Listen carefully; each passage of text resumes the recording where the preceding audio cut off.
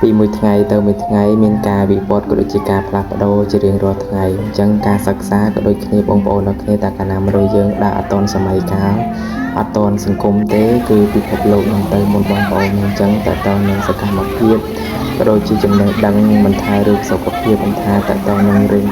ចំណេះដឹងផ្នែកផ្សេងៗគឺយើងត្រូវយកចិត្តទុកដាក់នៅក្នុងការដែលបងប្អូននឹងរៀនអ្វីដែលថ្មីព្រោះពិភពលោកទៅមុខជានិច្ច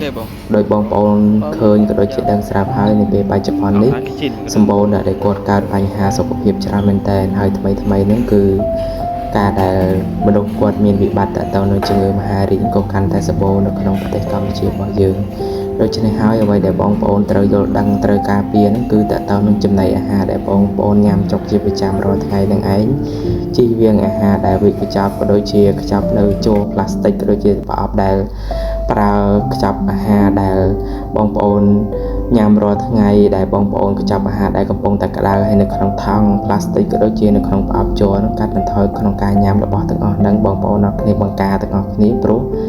ខាងតើតើនឹងផ្នែកសុខភាពគេបានប្រកាសឲ្យបងប្អូនអរគ្នាបង្ការក៏ដូចជា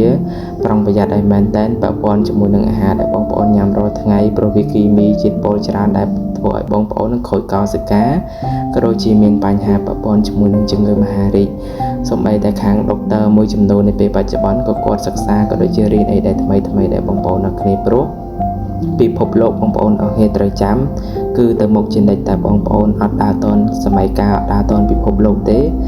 បងប្អូននឹងពិបាកខ្លួនឯងអញ្ចឹងការចែកម្លែកថ្ងៃហ្នឹងគឺខ្ញុំមានតែប៉ុណ្្នឹងទេគឺជាសារមួយចង់ឲ្យបងប្អូនចូលរួម